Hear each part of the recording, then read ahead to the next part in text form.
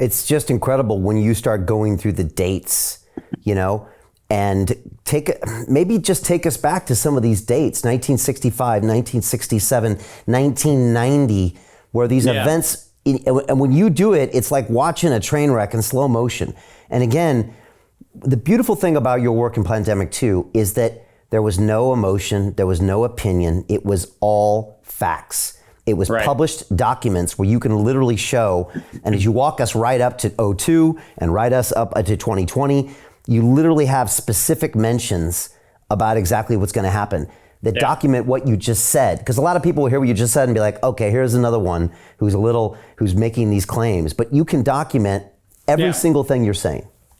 Well, and not only can I, in the EU Parliament speech, I actually put every single reference in. There's not a single thing I said that's not referenced with the source document behind it. So you can read it, do it yourself. Go read it, read the document, draw a different conclusion. But let's go back to 1965 because it's important to do this. And remember that 1965 is only a few years, less than 2 decades, from when we even had the idea of what DNA and RNA even were. Remember, it's 1953 that we figure out DNA. So, when I talk about 1965, we're talking about a 12-year-old technology that we don't even understand, where researchers in the United States started guessing that this thing that they decided to call coronavirus was interesting because they actually saw it associated with people that had various kinds of colds and influenza-like illness and so forth. And they also found out that you could play around with it and get it to change its targets really quickly, which is a really interesting kind of, is that a good thing to know? Or is it a bad thing to know? It sounds like gain of function research. But what happened between 1965 and 1967 was a violation of, at that time in the UK, Nuremberg standards, and in the United States, a violation of our biological and chemical weapons laws dictated in Section 18 of the U.S. Code. What specifically we did was we took what was allegedly pathogen samples from the United States, and in 1967 and in 1968, we infected Britons who were healthy. Just let that chill just for a minute, like a rosé on a hot summer afternoon, right? That's a, oh my God, what did you just say? I said it. We broke the law.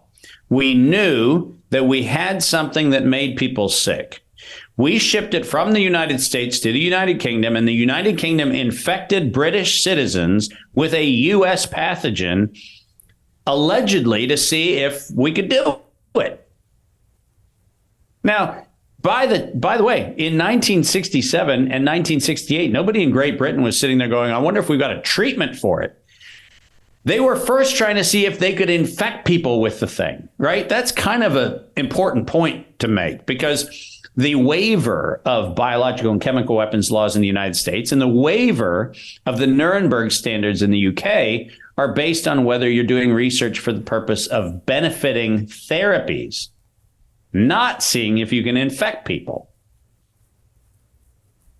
And this is one of those little nuances that if anybody bothered to read the law, they'd go, oh my God, what he's saying is actually true. We can research for the purpose of treatment, but we cannot research for the purpose of going, what if we can take a biologic sample from the United States and make people in the UK sick?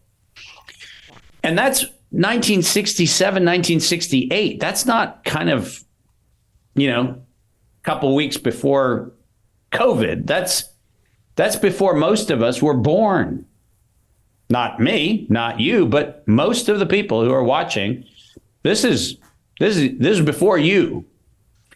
And what's important about that is if you go back and you look at the research, and this was primarily the United States and the UK, primarily throughout the 70s, going into the early 80s, what they found was that this crazy thing that they had labeled coronavirus was engineerable to all sorts of specifications. You could make people sick. You could target different tissue.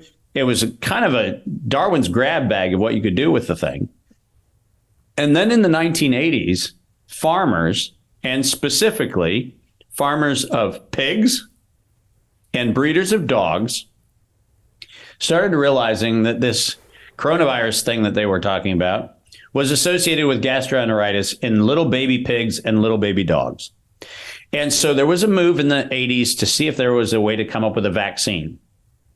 And in 1990, a company that none of us have ever heard of, might start with a P, might be followed by another consonant, but a company that allegedly was, a master of no expertise at all in coronavirus, decided to patent a vaccine. And what's important about the vaccine that Pfizer patented in 1990 was it was RNA for the spike protein. So when I hear somebody come along and tell me that they had Operation Warp Speed, this rapid discovery of the way we're going to inject people in 2020, I sit back and go, warp speed.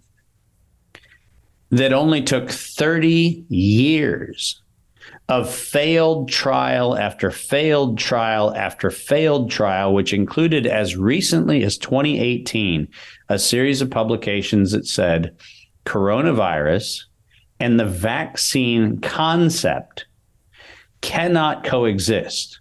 And they cannot coexist because the coronavirus model had been so manipulated, so contorted, so subject to gain-of-function research that you could never get a vaccine to immunize a population against infection with this thing. It would have never been possible. And by the way, for everybody who does the follow the science mantra, the science unambiguously says in thousands of publications, proceedings, and patents, vaccines do not work on coronavirus. That is the science. And by the way, nothing about COVID-19 has changed the science, because we now know that every injection that was ever given to anybody failed to stop infection or transmission at all. So my little observation about the 30-year scientific history is unfortunately backed up by the fact that even this go round, we haven't been able to immunize the population against anything. And so, Brian, the point of all of this legacy is that it was 30 years and it was Pfizer. It wasn't another company. It wasn't GlaxoSmithKline. It wasn't Sanofi-Aventis. It wasn't those. It was Pfizer who had a mandate from what became World Health Organization, Bill and Melinda Gates Foundation, Gavi, the NIAID, all of the DARPA funding. Pfizer was the lead horse in the race because they, in fact, owned the race. So is it a surprise that Pfizer is allegedly a dark horse in 2020 that comes out with this instantaneous ability to respond to something that they had 30 years of failed trials to produce and never once succeeded? These are things where, unfortunately, the evidence is self-evident. So Jim Rickards has just recorded a video that's not available to anyone in the public, and he's going to be talking about how this upcoming recession is going to be fast, it's going to be bloody, it's going to be nasty. But at the same time, he's going to show you how you can position yourself to profit from all of this chaos. Now, we've made this video only available to our viewers. Go to londonreal.tv/Jim. Watch that immediately. I can't say enough good things about Jim Rickards. He understands the global economic system better than any guest I've ever had on London Real. His predictions are almost uncannily true, and you can learn how to profit from his vision, from his expertise, and his understanding of economics. So go to londonreal.tv/Jim or click the link below. It's an excellent, excellent look on what's going to happen in the future and how you can position yourself to profit from that. Jim is one of the best in the business, one of my favorite guests on London Real, and he's very, very good at predicting the future and showing us all to profit from it. So click the link, and I hope you enjoy.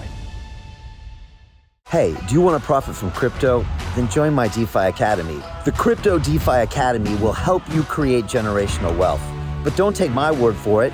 Listen to my students. When I first got into crypto, I remember thinking to myself, I need to learn more. Brian Rose, learning crypto, learning DeFi, gotta do it.